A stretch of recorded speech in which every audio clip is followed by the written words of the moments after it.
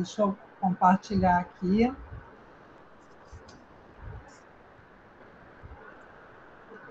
Eu vou colocar em tela cheia, então, possivelmente, eu não veja mais o chat, tá, meninas? Pode deixar com a gente aqui, tá? A gente vai tentando te ajudar aqui de alguma forma. Então, aqui, vocês estão vendo? Sim. Sim. Ótimo. Então, assim, quando eu fui chamada, a Paola me falou da faixa etária, e aí eu fui buscar as coisas mais comuns na cidade, né? E assim, nessa idade é esperado as mordidinhas, as batidinhas, os chutes, os empurrões, né? E aí, como a gente pode construir, apesar de todo esse comportamento, uma relação harmoniosa com a criança, né? Porque isso é o que a escola busca e, com certeza, os papais, em casos responsáveis, os cuidadores também, né?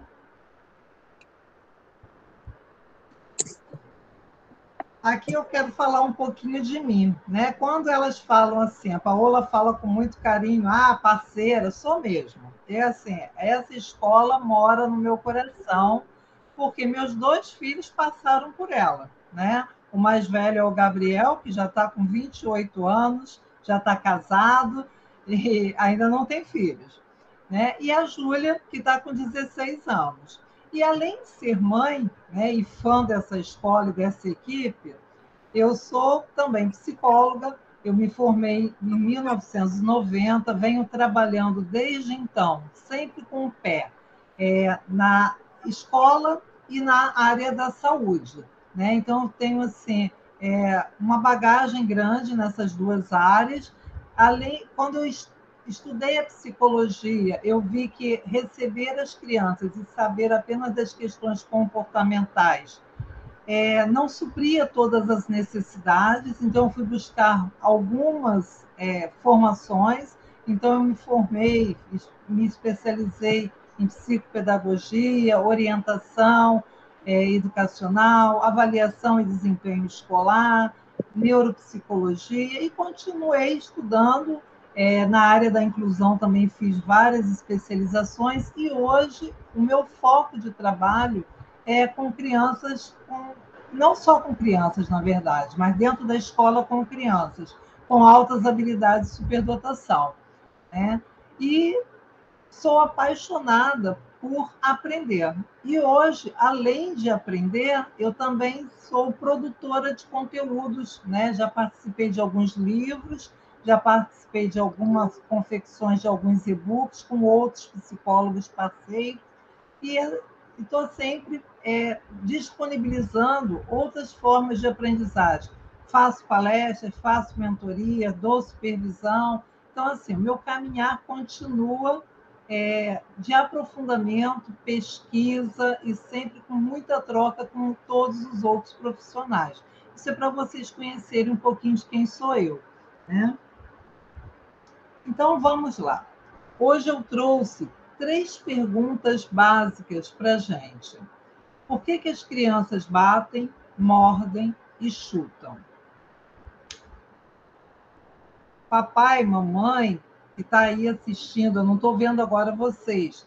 Vocês têm ideia do porquê que isso acontece?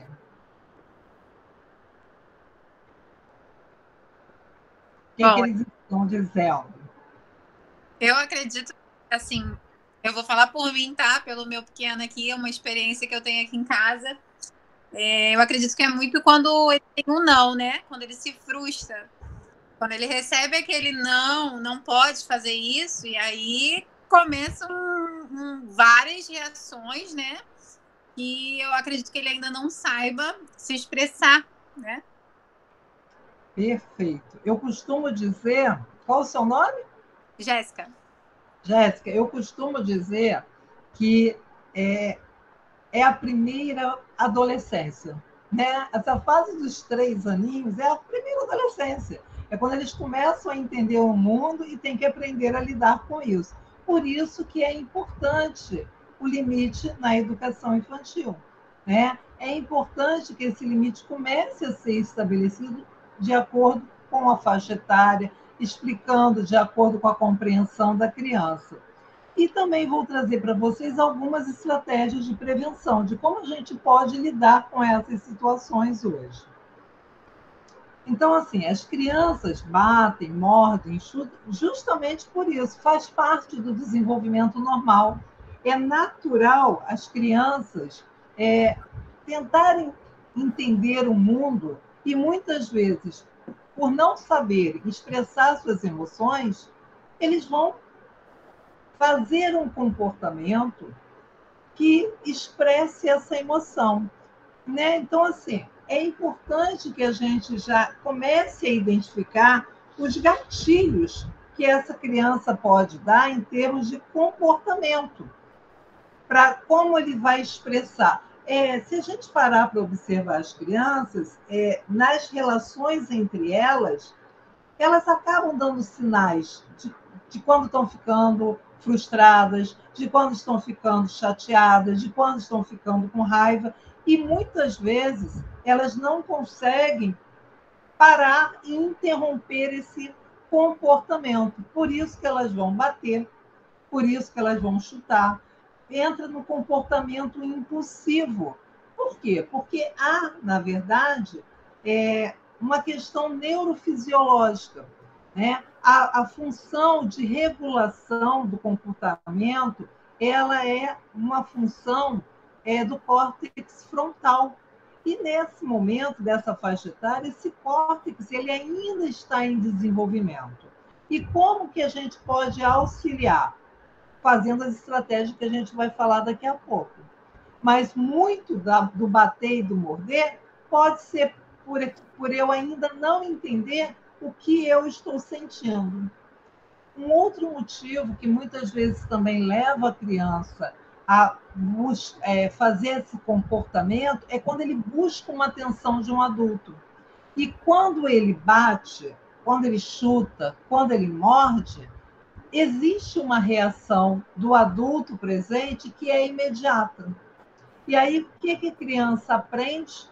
Opa, eu fiz isso e o adulto respondeu imediatamente. Como eu quero atenção, mesmo que a reação do adulto seja negativa em relação ao comportamento, a reação rápida faz com que a criança tende novamente a bater, morder e chutar.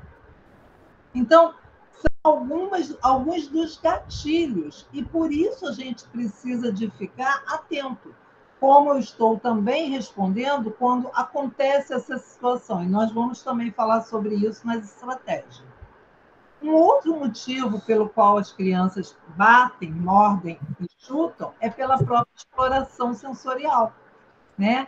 Elas estão descobrindo o mundo, elas ainda não sabem tudo, elas não reconhecem tudo. Então, muitas vezes, elas vão morder para sentir a textura, para entender o calor, para saber se é duro ou mole. Só que muitas vezes eles não têm nem consciência do que eles estão fazendo. Eles não sabem que eles estão mordendo porque eles querem descobrir como é a bolinha. E aí é o risco de morder e engulo a bolinha. Né? É uma fase de idade que a gente tem que ficar atento com qualquer coisa que essa criança coloque na boca. E também, não só para experimentar e saber as sensações, mas também para entender como que, ao morder, esse objeto responde. Como que, ao morder, essa pessoa responde para mim. Então, é uma aprendizagem. O bater, o morder, o chutar é uma aprendizagem. Mas não é porque é uma aprendizagem que a gente não tem que trabalhar para que eles resolvam esses conflitos e absorvam a aprendizagem de uma outra forma, de uma outra maneira. Outra coisa é o desejo da autonomia, foi o que eu falei. É a primeira adolescência aos 3 anos. Mas por que disso? Porque como eles estão aprendendo que o mundo vai além do corpo deles, eles agora eles querem poder escolher, eles querem poder dizer o não, eles querem poder fazer o que eles querem. E muitas vezes aí é um perigo porque muitas vezes, quando eles se sentem no poder desse desejo de autonomia, isso pode provocar um comportamento muito exacerbado em relação a essas atitudes. Por quê? Porque se eu desejo autonomia e o meu cuidador, o meu responsável, o meu professor não consegue usar uma estratégia adequada para conter, minimizar esse comportamento, eu vou me tornar, como o doutor Gustavo fala, o reizinho da casa. E isso é uma atenção que a gente tem que fazer para que depois, mais tarde, não venham os rótulos que a gente costuma dizer. Ah, ele é assim porque ele é hiperativo. Ah, ele é assim porque ele é desafiador. Né? Realmente, esses diagnósticos existem, mas a gente tem que entender que antes da gente fechar um diagnóstico, antes da gente fechar e rotular uma criança, a gente precisa, sim, modificar os estímulos ambientais. Porque muitas vezes a criança desenvolve certos comportamentos porque eles estão também imitando o aprendizado social. Muitas vezes desenvolvem algum tipo de comportamento simplesmente pelo fato de estarem observando como outra criança faz, como o papai ou a mamãe diz, né? Espero que nessa escola não aconteça, mas é comum alguns papais falarem assim: bateu, bate também, empurrou, empurra também. Ou seja, é um modelo contrário que a gente tem que trabalhar, né? Para que essa criança se desenvolva saudavelmente, a gente não tem que estimular o comportamento de bater, de morder e de chutar, porque eles fazem isso por eles não compreenderem quais são os comportamentos apropriados. Então, cabe à pessoa que é a educadora dessa criança e os pais, os avós, a pessoa adulta que está com a criança se torna educadora, porque é o modelo. Então, a gente precisa de trabalhar melhor essa forma de lidar. Outra questão é assim, por que do limite na educação infantil? Às vezes a gente fica muito fixado no comportamento, bater, chutar, morder, arranhar, puxar cabelo. Isso é uma forma de expressão do comportamento. Então, entra aí, é aquilo que eu falei, essa criança ela está em aprendizagem. E estando em aprendizagem, ela não está fazendo porque ela é maldosa, porque ela é perversa, porque ela quer machucar o colega. Não é um comportamento premeditado. Possivelmente ela está reagindo ao que ela está sentindo. Então, assim, se a criança se sente emocionalmente segura, se ela sabe que há uma previsibilidade da situação externa, ela não vai fazer esse tipo de comportamento, porque ela se sente confiante. Então, uma das questões de termos que dar educação de limite na educação infantil é por isso. Porque quanto mais eu trago para essa criança a segurança emocional de que tem uma rotina, de que as coisas acontecem numa sequência, que tudo tem início, meio e fim, elas começam a saber o que elas podem e o que elas não podem fazer. Que quando chega, não é a hora de merendar, é a hora da rodinha, da leitura. Então, elas sabem que elas vão ter que esperar. E tudo isso é um desenvolvimento de habilidade social. Então, esse limite na educação infantil é fundamental. Assim como a questão das responsabilidades. É fundamental que as crianças comecem a entender que as suas ações têm consequências. E muitas vezes, assim, a criança bate, a criança chuta, e muitas vezes a forma de lidar com o resultado final desse comportamento acaba não sendo o de responsabilizar pelo mau comportamento. E isso é um equívoco, né? É necessário que a criança entenda que esse comportamento não foi adequado. É necessário que ela entenda que ela pode escolher outras formas de resolver um problema. Então, isso também é uma aprendizagem, né? E com isso, conforme ela vai aprendendo a lidar com essas responsabilidades, ela vai também desenvolvendo valores sociais. Ou seja, ela vai aprendendo que quando ela machuca o coleguinha, ela tem que pedir desculpa, ela vai fazendo um movimento de empatia, ela vai se colocando no lugar do outro, ela vai desenvolvendo a noção do respeito. Qual é o meu espaço? Qual é o espaço do coleguinha? E isso traz para ela também o quê? O desenvolvimento do autocontrole, aprender a ter paciência, aprender a saber esperar, aprender a lidar com situações que são desafiadoras, mas que eu não preciso de bater, morder, chorar, arranhar o coleguinha, puxar o cabelo.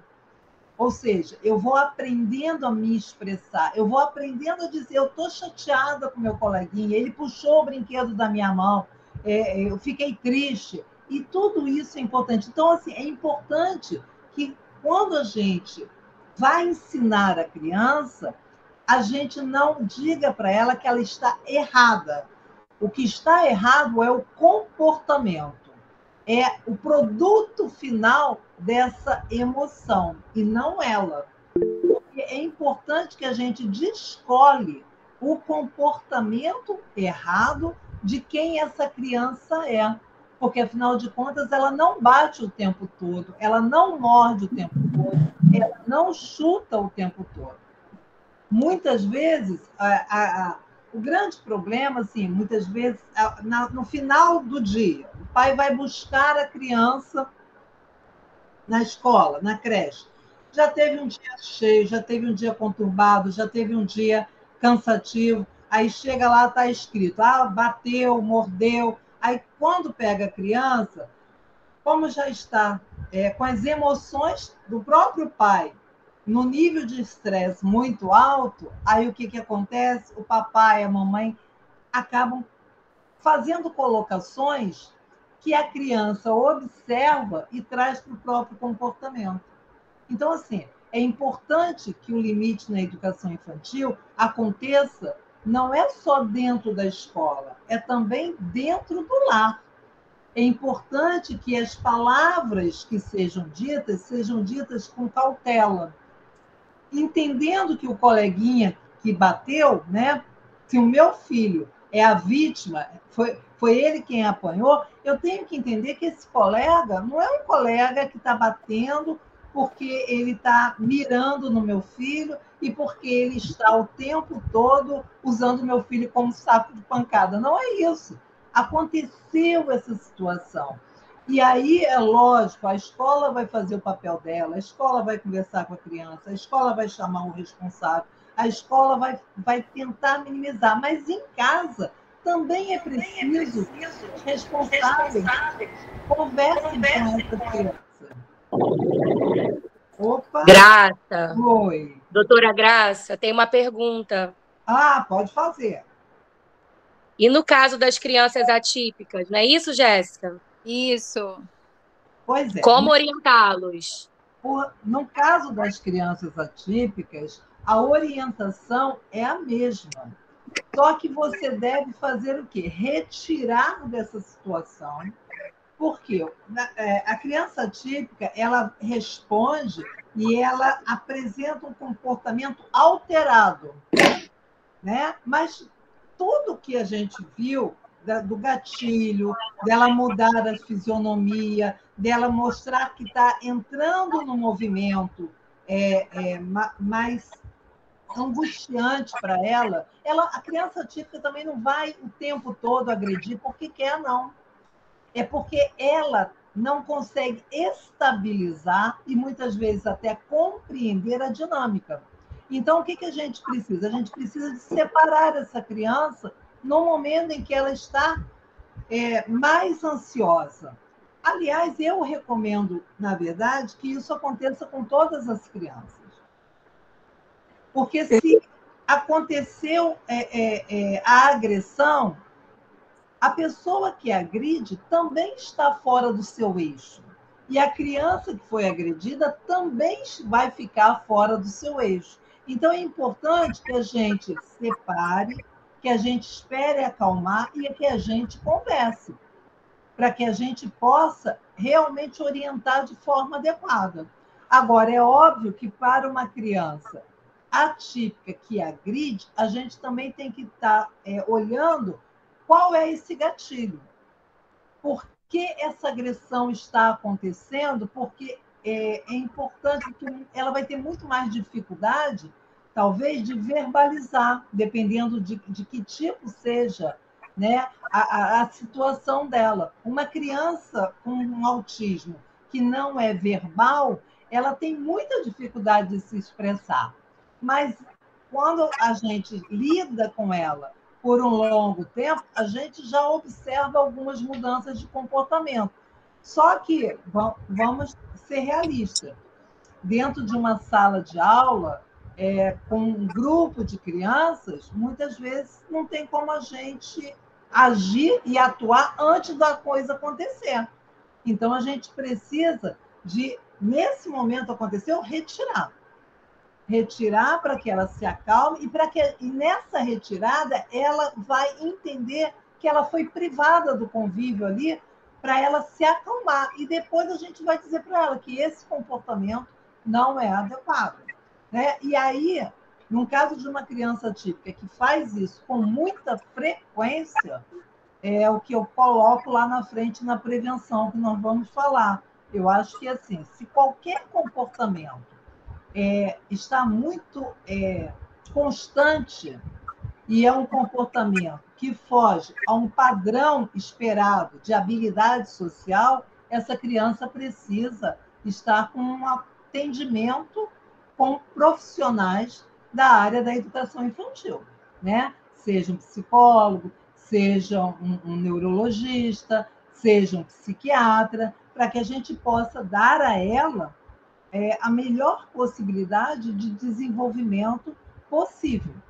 Porque eu acredito, como eu falei, eu sou apaixonada, tenho vários cursos na área de inclusão, mas eu acredito numa inclusão real, não numa inclusão onde a gente exclua o tempo todo. Mas a gente tem que, em alguns momentos, separar essa criança para que ela possa se acalmar. Imagina, a gente adulto, às vezes a gente discorda de alguém. Um vai levando a voz, o outro leva a voz também. Se os dois ficarem gritando, ninguém vai se comunicar. Então, o que nessa hora a gente tem que fazer? A técnica de dar um tempo. Vamos respirar, vamos nos acalmar para que a gente possa voltar e lidar com a situação de forma harmônica e desenvolvendo as nossas habilidades de convivência, habilidade de paciência, habilidade de comunicação, habilidade de compreensão, porque não é fácil a gente conversar. Para uma criança típica, o conversar é muito complicado, porque eu preciso ouvir, né, o que o outro está falando, eu tenho que processar o que eu ouvi, eu tenho que elaborar como eu vou responder. Isso a gente faz assim, rapidamente. Você me interrompeu, Graça, tem uma pergunta, eu falei, pode falar. Isso é rápido para a gente. Mas para uma criança típica pode não ser. Então, são essas questões que a gente tem que observar, para que a gente possa dar o nosso melhor para essa criança. Graça. A Adriele levantou a mão, acredito que tem alguma pergunta. Pode fazer, Adriele. Oi, Adriele. Desculpa, gente, foi meu filho. Ele quer fazer uma pergunta? Pergunta para ele se ele quer fazer uma pergunta. Quer fazer? Quer uma pergunta? Quer fazer? Não? Quer não? Não? Então, um beijo da tia Graça para você. Um beijo da tia Graça, viu? Bom, então, assim, o limite na educação... Não, Jéssica, eu te respondi? Sim. Então, tá bom. Então, vou seguir. Qualquer outra pergunta, me interrompa. Então, assim, o limite na educação infantil, gente, é um preparo para essa vida adulta, né? E na vida adulta, a gente vai ser melhor colocado, não é para o outro, não, para a gente mesmo, para nós mesmos, se a gente tem as nossas habilidades sociais e emocionais desenvolvidas, né? A criança, quando ela se sente segura, quando ela sabe aonde ela pode ir, até onde ela pode ir, ou quando ela pode fazer as coisas, isso dá a ela um conforto, isso diminui a ansiedade. Então, essa aprendizagem de regras, de lidar com expectativa, isso beneficia na vida adulta. E isso torna um ser humano mais sociável e mais acolhedor, não só com os outros, mas consigo mesmo, com as suas próprias frustrações, com as suas próprias dores, com as suas próprias necessidades. Às vezes eu recebo crianças no consultório, até adultos, que não aceitam errar, não entendem que o erro faz parte do processo, que o erro é um acerto ao contrário, ou seja, eu aprendi que dessa forma não dá certo.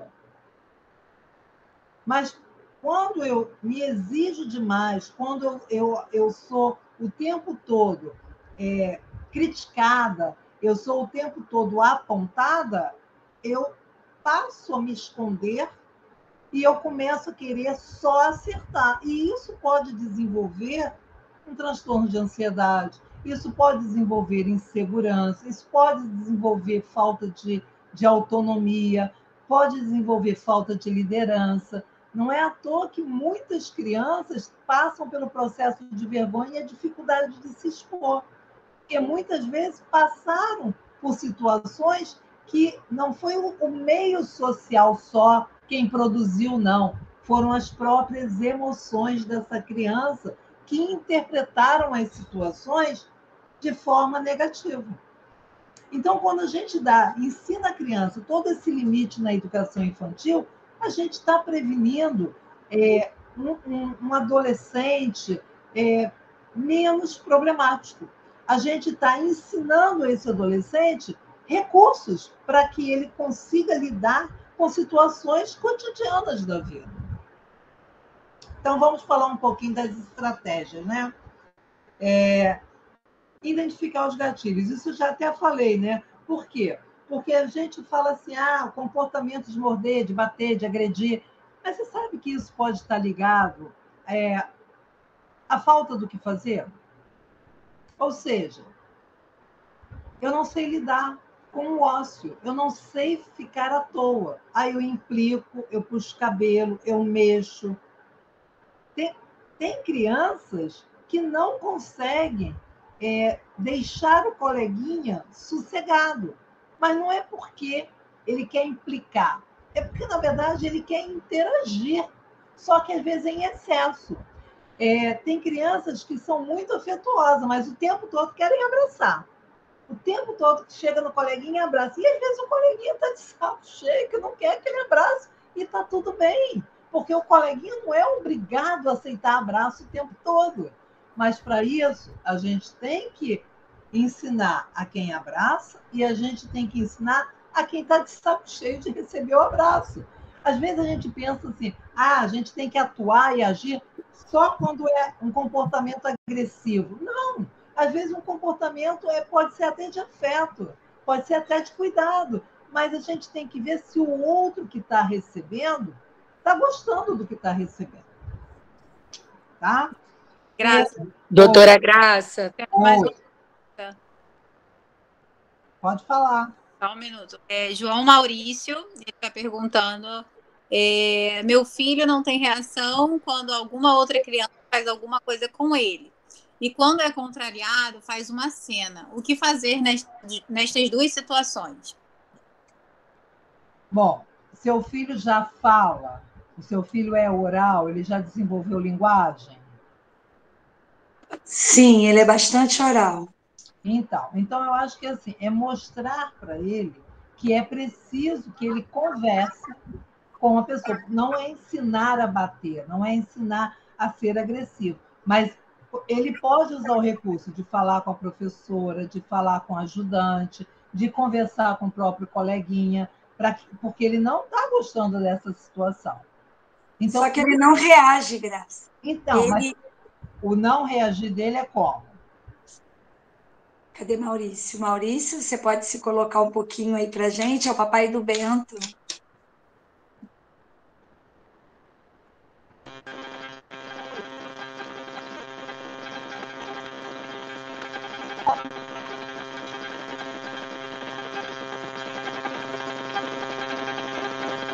Tem alguma coisa ligada aí dando interferência. Tá, olha só. Quando diz que ele não reage, a gente tem que entender o que é essa não reação. Porque o não reagir já é uma ação. Será que ele não reage porque ele está com medo? Será que ele não reage porque ele não está sabendo identificar o que ele está sentindo? Será que ele não reage porque ele está com medo de perder o coleguinha? Então, são coisas que a gente também tem que investigar. Agora, é importante que nessa não reação a gente também observe. Por quê? Porque talvez ele não sinta dor. Talvez o coleguinha bata e ele não esteja interpretando essa situação como uma situação onde ele precisa aprender a se defender. Isso é muito comum em crianças neurotípicas, né?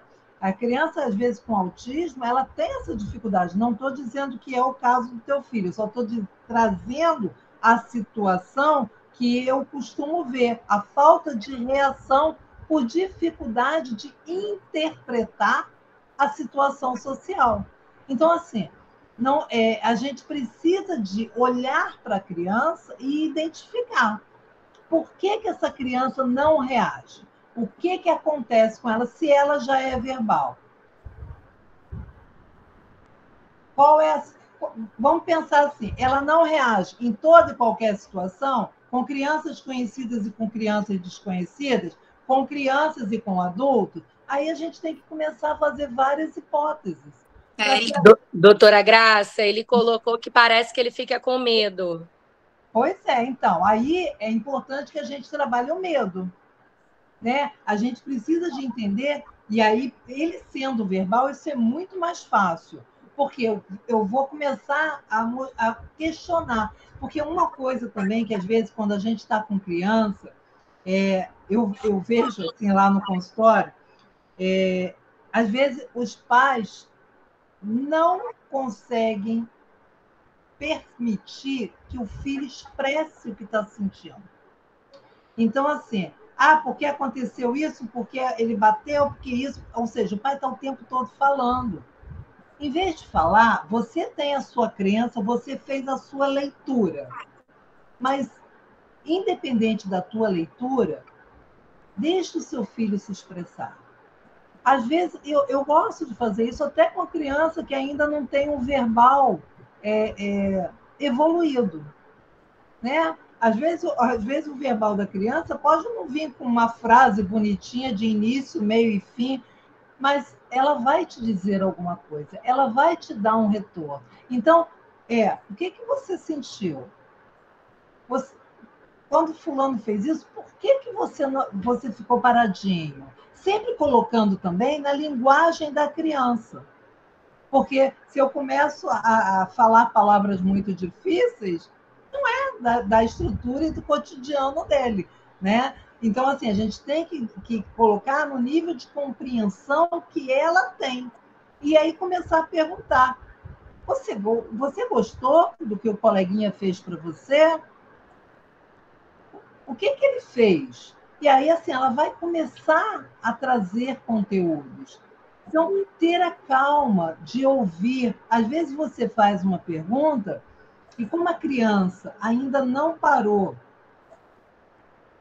para entender, ou seja, ela ainda está com a ação que aconteceu muito impactada, né? Porque uma criança que não responde, ela está impactada com o que aconteceu, com a situação. E às vezes a gente vai começar a perguntar, e ela não vai responder. Então, assim, às vezes espera uma situação, eu costumo orientar para os pais assim, depois pega um livro, depois pode ser até 2 dias, pega um livrinho onde tem uma situação semelhante, senta, lê com a criança, e aí olha o que aconteceu com fulano. Ah, por que aconteceu? Porque às vezes é mais fácil falar de algo que está fora do que algo que está dentro. Ou bota a criança para desenhar. Essa semana eu tive uma sessão com o pai e com o filho. Nesse caso, assim, o pai está tendo muita dificuldade de entender que o filho não aceita as solicitações imediato. Então, assim, a escola tem reclamado muito de que tem que falar com a criança 3, 4, 5 vezes. Né? E a dificuldade não é da criança, pelo contrário, ele é espertíssimo. Né? A dificuldade está sendo do pai, que o pai acha que tem que trocar de escola, que o pai acha que a escola não está ouvindo, não está entendendo o filho dele. Aí eu fiz uma sessão com os dois. E aí eu dei um bloco de desenho e pedi para os dois começarem a... Eu comecei uns desenhos sem noção, sem nexo nenhum, e falei para ele, agora vocês dois têm que trabalhar junto e construir uma cena bonita aí. E aí, assim, eles começaram a trabalhar e aí ele teve que pedir várias vezes para o filho fazer as coisas, a mesma coisa. E aí eu falei com ele, tá vendo, pai? Ele não está te atendendo também. Só que, assim, aqui estamos só nós 3. Imagine na sala de aula que tem mais crianças. No caso, a turminha dele tem poucas crianças, mas tem 7 criancinhas só na turma, mas mesmo assim são 7, né? Mais uma professora. Então, aí a gente conversando, eu falei com ele, falei, está vendo? É essa dificuldade que a tia está apresentando. Ela não está falando mal do seu filho, ela não está dizendo que seu filho não é inteligente, mas ele está tendo essa dificuldade. E aí, assim, a percepção mudou. E é isso que a gente tem que fazer com os filhos da gente. Quando a gente não está entendendo o comportamento do filho da gente, a gente tem que permitir que ele se expresse de alguma forma. Então, um desenho, uma leitura, um livro. Veja qual é o canal que o seu filho melhor responde. Cada um de nós, eu trabalho com as inteligências múltiplas, né? Como eu falei, meu propósito hoje em dia é trabalhar com as altas habilidades de superdotação. Então, eu trabalho com as inteligências múltiplas. Então, quando eu estou com uma criança, eu observo qual é o canal que ela se expressa melhor. E é através desse canal que eu faço eu tento acessar as informações, porque tudo que vem com prazer fica mais fácil. Consegui responder, consegui dar algumas dicas para você? Esqueci seu nome, desculpa. Doutora Graça? Fala. Tem um resuminho aqui da mamãe de Samuel. No caso do Samuel, devido às repetidas situações de me comunicar que a amiguinha bateu, e ele ficou nervoso buscando solução nos adultos, que foi o que orientei, mas muito sentido em suas relações sociais. E ele ficou muito melindroso que qualquer ação que ele entendia que era bater. Isso pode também acontecer. Só que aí a gente também precisa de explicar a diferença entre bater, fazer carinho, puxar cabelo, né? Tudo isso a gente também precisa de ensinar a criança. Às vezes a gente acha que assim é natural. Algumas crianças aprendem sim naturalmente, outras não. Outras a gente precisa de ir passo a passo com ela, fazendo esse desvendar da diferenciação das ações. Nem toda criança tem tanta facilidade para tornar tudo isso abstrato. Então, quando começa uma ação repetitiva, eu posso generalizar. Então, é importante que eu vá quebrando essa generalização. Quebrando essa generalização como? Mostrando para ele o que é o educar. Vem cá, faz um carinho na mamãe. Ah, aqui, ó, vamos pentear o cabelo. Olha só, quando eu faço assim, é o meu cabelo, no cabelo, parece até que eu estou puxando o cabelo. E ó, eu vou ensinando para ele. Mas quando também essa generalização acontece, por trás disso, geralmente também está um medo. Então, a mesma dica, a gente trabalhar esse medo, mostrar que esse comportamento não é um monstro grande. Eu costumo usar muito aquele filme, Monstros S.A., né? Não sei se vocês lembram dele, que são os monstros saindo dos armários. Muitas crianças têm medo. E aí, assim, esses monstros, não necessariamente, eles são ruins. Então, a gente começar a trabalhar isso com eles, de que o comportamento que o coleguinha fez não foi para machucar, não foi para agredir, foi uma descompensação. Por isso que, assim, é aquilo que eu falei lá na frente, é importante que a gente entenda, principalmente os papais de filhos que sofreram algum tipo de agressão, de que o que eu falo na hora que eu vejo que meu filho foi machucado, e convenhamos, eu sou mãe. Ninguém gosta de ter um filho mordido, ninguém gosta de ter um filho que alguém puxou cabelo. Isso é normal e está tudo bem. Mas na hora de expressar esse não gostar, é que a gente tem que ter prudência, para que a gente não gere alguns sentimentos que as crianças, às vezes, não conseguem diluir por não compreenderem. E aí aquilo fica intensificado. Então, a gente faz um processo de desintensificar essa emoção que está grande, que ele não está compreendendo, mostrando para ele outro verso, tirando o foco disso e mostrando outras situações e outras variáveis. Respondi?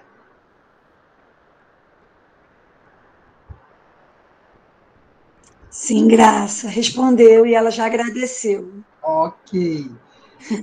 Bom, eu já não me lembro, eu acho que eu estava na habilidade de comunicação, né? Então, Sim. aqui, intervenha de forma calma e assertiva, é isso que eu estou falando, porque a tendência da gente é trazer uma emoção muito forte, até por medo da criança que está batendo, está machucar muito a outra criança, né? Então, assim, a gente tem um cuidado. Então, às vezes, a gente responde com mais intensidade. E, nesse momento, é preciso que a gente respire, tenha calma, mas seja assertiva. Esse comportamento não é bonito. Você é uma criança inteligente. Você sabe que esse comportamento não é bonito. Percebe? O que é ela é positivo. O comportamento é o negativo. E a gente não vai também ficar se repetindo. Muito adulto, às vezes, fica ali, pá, no mesmo comportamento. Não é por questão de falar 500 vezes que o comportamento vai mudar. O comportamento muda pela atitude que o adulto tem na hora que acontece. Não é por ficar falando. Isso, na verdade, em algumas crianças, a repetição deixa-os tão irritados que é aí que eles vão lá e vão fazer de novo, como um revide. Então, a gente tem que observar como é a minha criança, né? E os sinais de alerta que eu falei. Às vezes a criança já dá uma expressão facial, ela faz barulho. Tem crianças que ficam assim brava, tem criança que enrijece o corpo, como se já fosse mesmo entrar no movimento de luta. E se a gente observa tudo isso, chama logo a atenção dessa criança para algo que ela gosta. Tira dessa situação ali, porque isso vai minimizar. e depois conversa com ela. Eu percebi que você estava ficando triste. Valide o que você percebeu e diga para ela, tá vendo como que a gente pôde resolver isso de outra forma? Porque aí ela mesma começa a entender que quando ela está explodindo, ela não precisa de deixar esse vulcão soltar lava. Ela pode arrumar outra forma de se comportar, né? E o suporte emocional é exatamente isso, é validar as situações.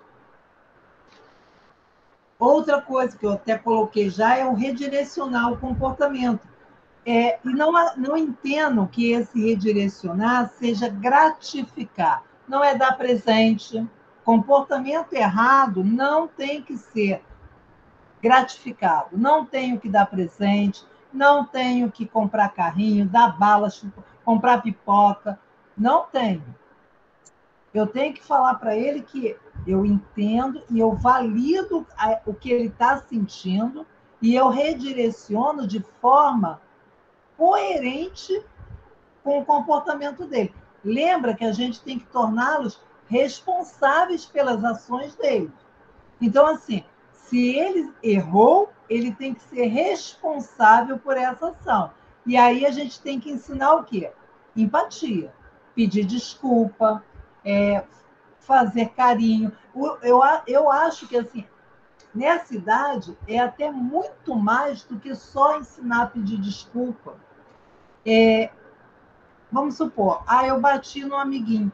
Então, mamãe, a mamãe pode trabalhar da seguinte forma. E o que você pode fazer para mostrar para o amiguinho que você não quer mais machucar ele? Pega um brinquedinho dele, deixa ele escolher alguma coisa. Então, vamos pegar um brinquedo seu, leva para brincar com seu coleguinha, que você está ensinando ele também a compartilhar brinquedo, né? Porque geralmente as crianças que têm esse comportamento mais impulsivo, mais difícil, eles não gostam também de compartilhar objetos. Eles têm ciúmes. Então, assim, quando a gente começa a ensinar o redirecionar o comportamento, também é nesse sentido, dele perceber que ele é responsável pela ação do seu comportamento. E toda a responsabilidade significa que eu também tenho que me doar um pouco mais para o outro. Então, eu posso fazer isso, de dividir, de levar um brinquedo para brincar junto com um colega, né? Então, essas ações ajudam para que eles possam desenvolver a empatia, né? E, ao mesmo tempo, vocês estão fazendo o quê? Ensinando a se reconciliar, porque isso também é um aprendizado.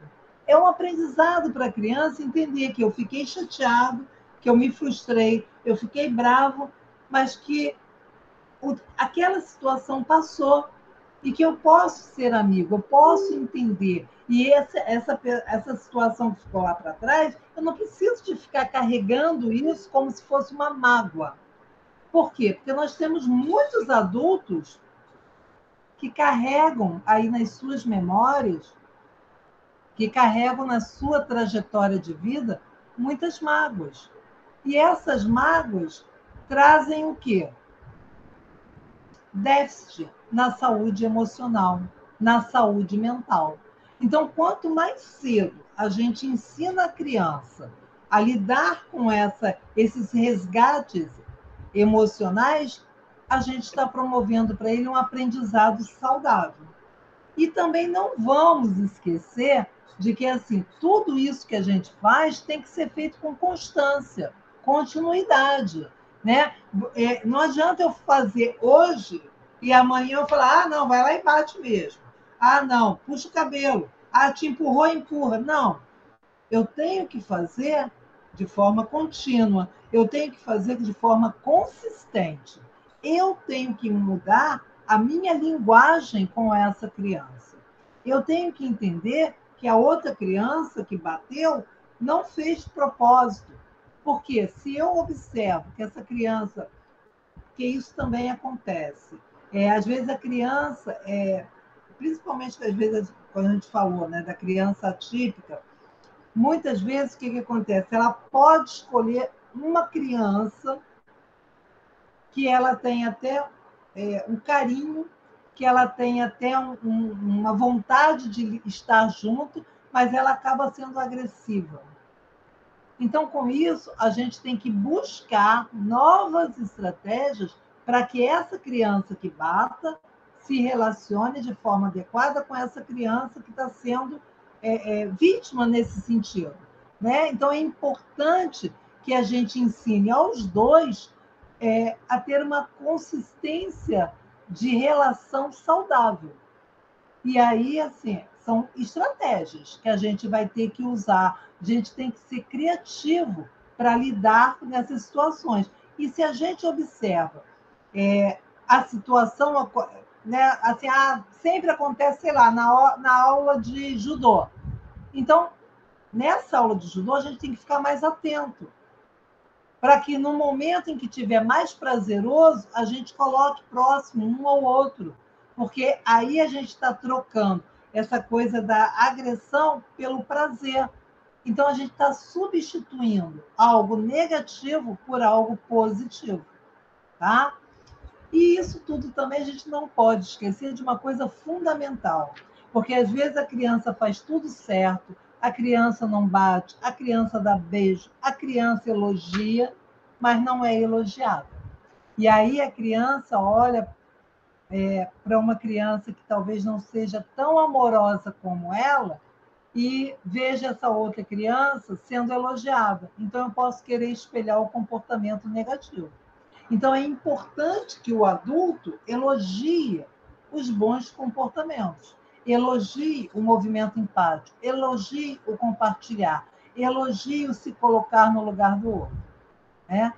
E quando a escola faz sua parte, quando a família faz sua parte, a tendência é que a criança passe por essa fase da educação infantil de forma saudável, com algumas mordidas, com alguns chutes, com algumas batidas, alguns puxões de cabelo, sim, mas passem de forma saudável. Isso não perdura. Agora, se perdurar, eu oriento que busque um profissional da área infantil, né? Um psicólogo, um neurologista, um psiquiatra, para que a gente possa ver o que é o melhor no desenvolvimento dessa criança. Né? É importante que a gente compreenda o que faz essa criança fazer esse comportamento de forma persistente. Porque uma coisa eu posso dizer, mesmo a criança que bate, que morde, que chuta, ela está em sofrimento. Ela também não faz isso e fica tudo bem, tudo ok. Não. É a forma também que ela encontra de dizer que ela não está bem.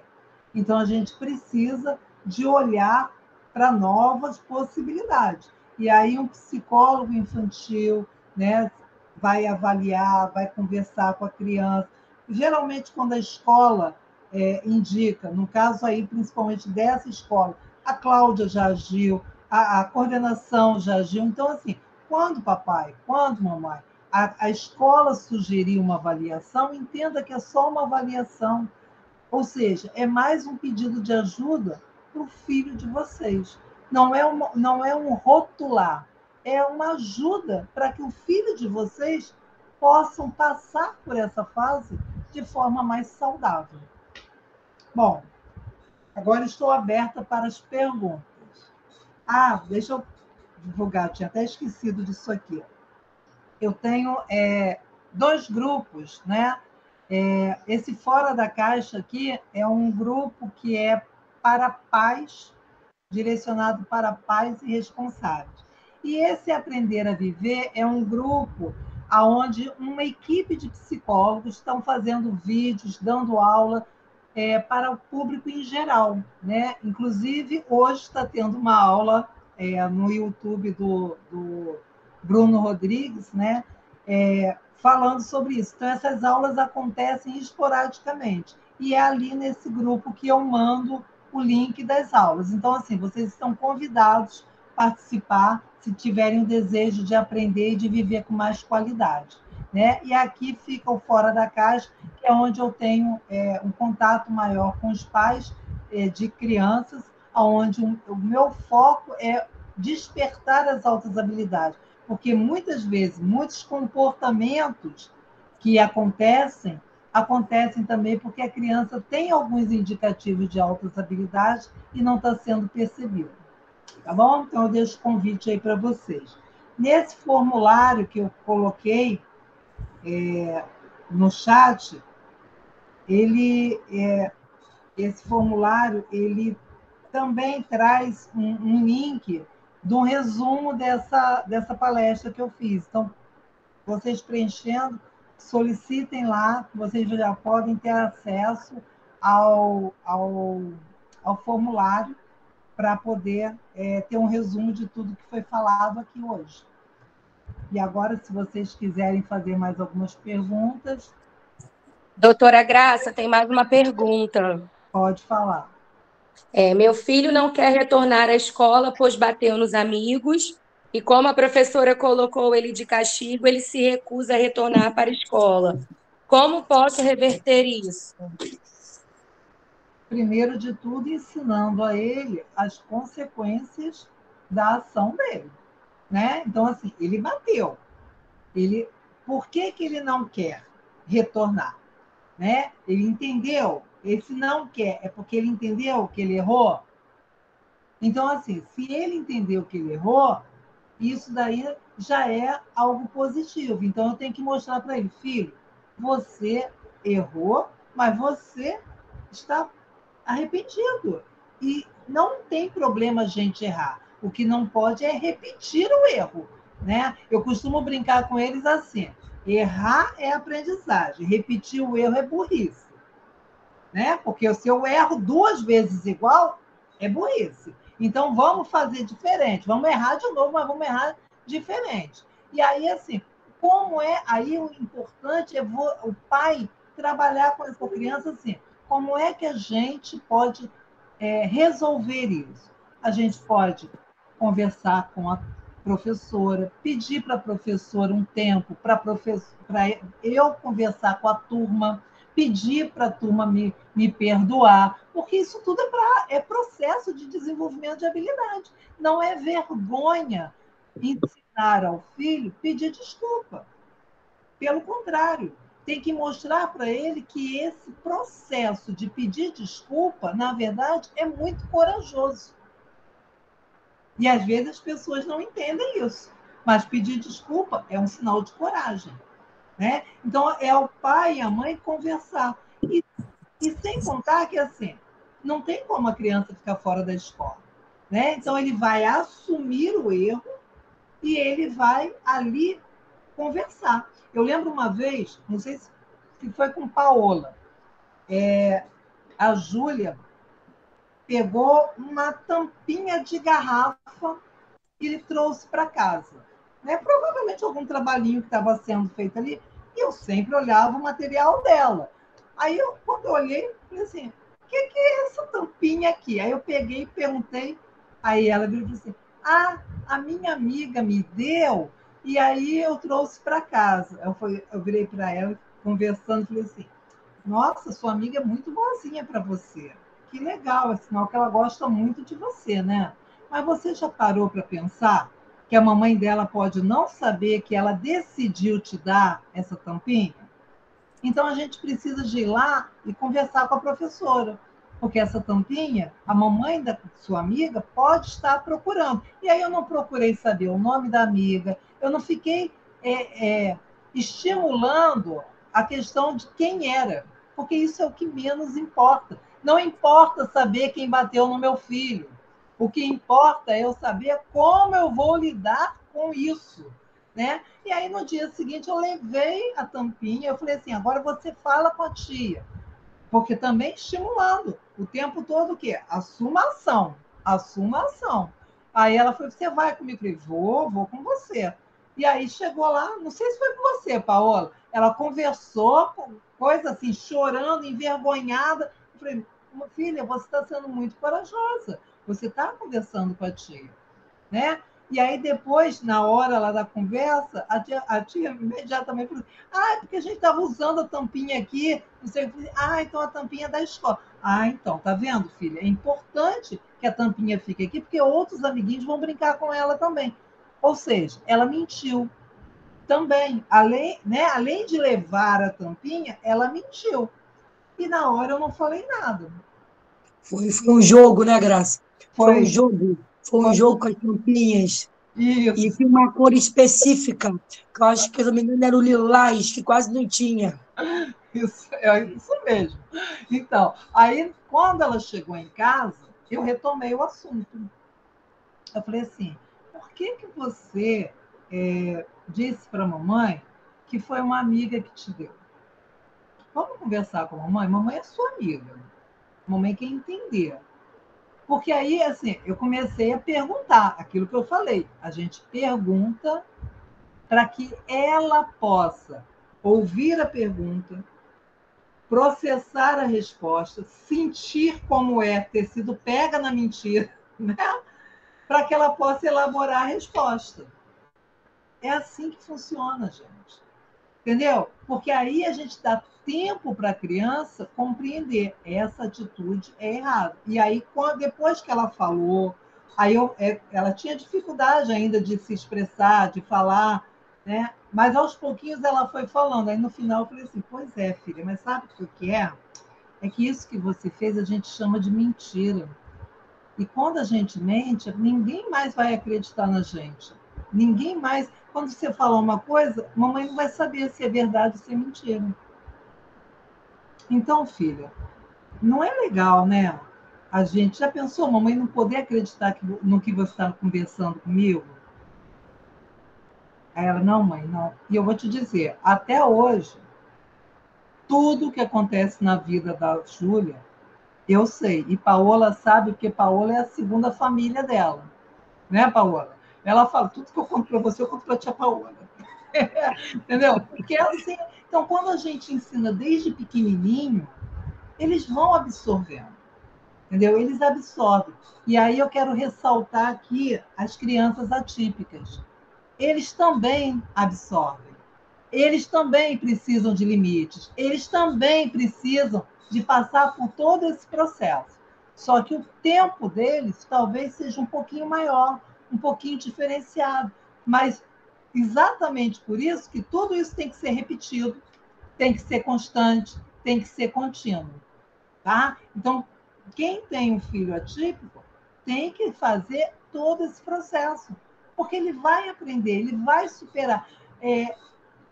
Eu trabalho com muitas crianças dentro da área da inclusão e que assim a gente vê grandes possibilidades. Tem criança que eu trabalhei na época que eu era do núcleo de altas habilidades que chegaram para mim com TEA pequenininho que hoje estão na universidade. Tem 2 que já se formaram, entendeu? Então assim são pessoas. Não vamos focar só no diagnóstico, vamos focar na pessoa. Ele é mais do que o diagnóstico, tá bom? E aí, mais perguntas, famílias? Maravilhoso, Graça. Obrigada, Graça. Mais perguntas? Acho que não. Aproveitem, aproveitem, famílias, aproveitem, suguem. Vamos sugar da Graça.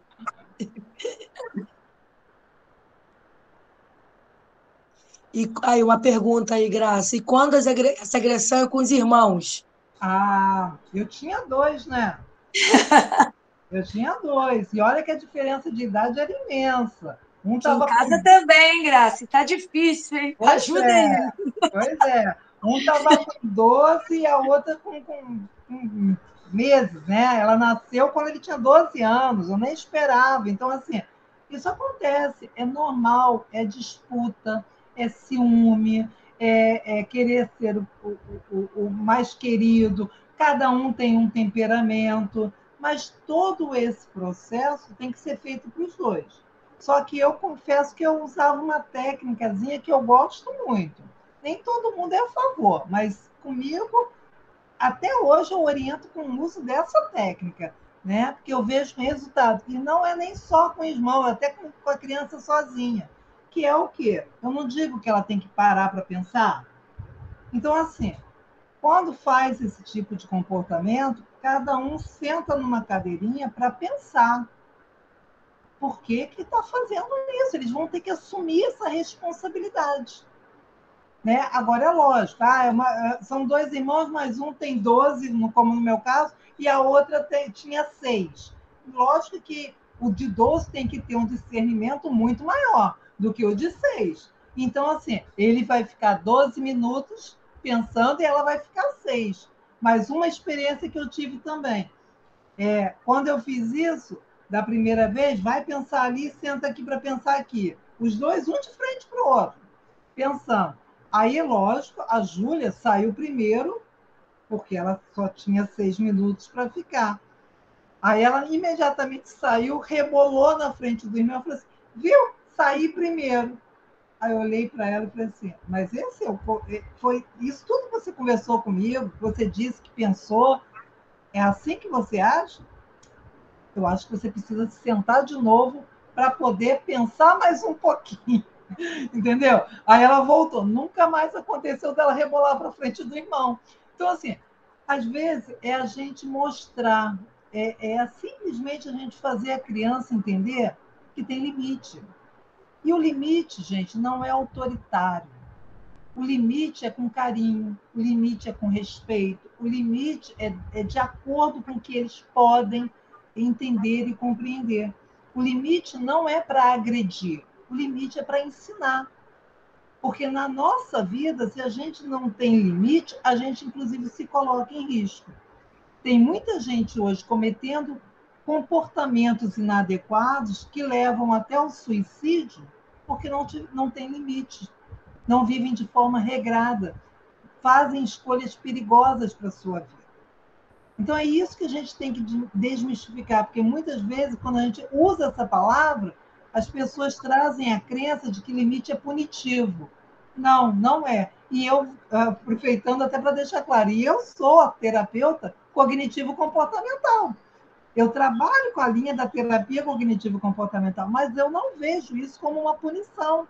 Eu vejo isso como orientação. É com docilidade, é com carinho que a gente faz. Tá? Mais alguma pergunta? Porque eu não estou vendo o chat. Deixa eu até abrir. Mamãe, Graça, a mamãe do nosso aluno, do Olive e do Ravi, perguntou se tem uma idade para essa técnica. A técnica de colocar De colocar um sentadinho? frente ao outro, porque o pequenininho é que bate no maior. A Paula fez esse comentário aí. Eu usava essa técnica desde os 2 anos da Júlia.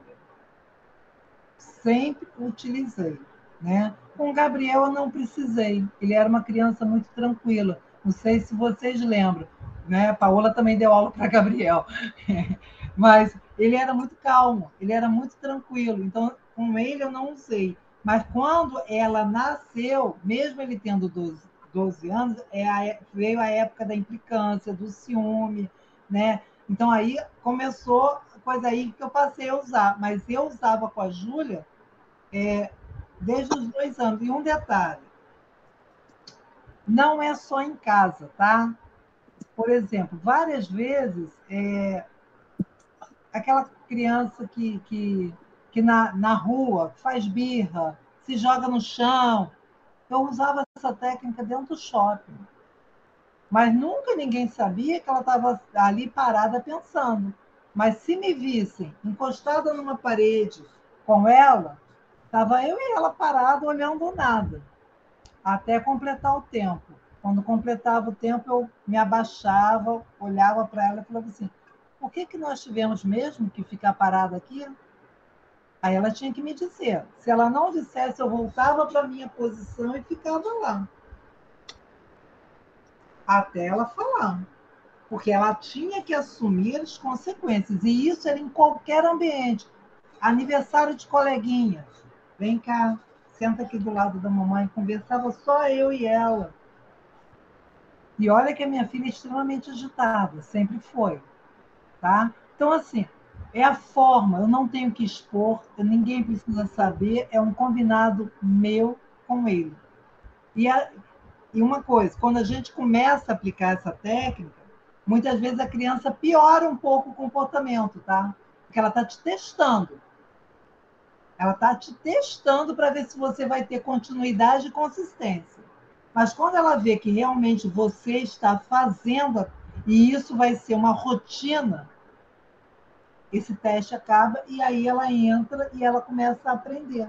Então, tudo isso é uma aprendizagem. Tá? É um ciclo de aprendizagem. E assim, outra coisa com relação a qual idade. Às vezes a gente acha que a criança é pequena e que não entende. Até o bebê entende. Até o bebê entende. Né? Só que ele vai entender dentro da limitação e da capacidade cognitiva dele. Mas ele vai entender. Então, a gente é que tem que estar atento e saber adaptar para o entendimento dele. Pensem nisso. Muito bom, Graça. Sempre muito bom ouvir você. Obrigada. Muito esclarecedor. Você trouxe para a gente pontos importantes, né? Para a gente poder criar, né, nós crianças, né, conscientes e também tornando-se adultos conscientes. Você trouxe rotina, consistência, disciplina, frustração. Eu acho que não sei se alguém mais quer fazer alguma pergunta. Vou deixar a palavra com as meninas da equipe para a gente encerrar esse nosso encontro, que foi muito, muito, muito bom e muito produtivo. Paola, Jéssica, Renata, alguém quer trazer mais alguma contribuição? Gente, como sempre, né? Momentos como esse é vital, né? A gente está aqui com uma profissional, né, do Esporte da Graça, maravilhosa, amiga, parceiras repleta de conhecimento, trazendo para a gente novas orientações e como conduzir. A gente tem noções, porém, às vezes a gente não sabe como aplicar. Então, assim, ainda deu ainda exemplos, né, de vida, para a gente poder também estar ajustando com a nossa realidade. Cada criança é uma criança, cada criança, cada família tem seu jeito de administrar os seus conflitos, mas o legal é esse, é ter essas observações, ter essas orientações para a gente estar aplicando juntamente, porque a gente não consegue nada sozinho, né? Creche, escola, família, é uma parceria que dá sempre certo, mas como? Com clareza, honestidade, né? Transparência e confiança. Então, muito obrigada, Graça, muito obrigada a todas as famílias participantes de hoje. Eu sei, Graça, eu sempre falo isso, né? Teremos mais e mais e mais, né? Com certeza. Novos temas, mas é muito obrigada por tudo, tá bom? Boa noite, famílias, e obrigada.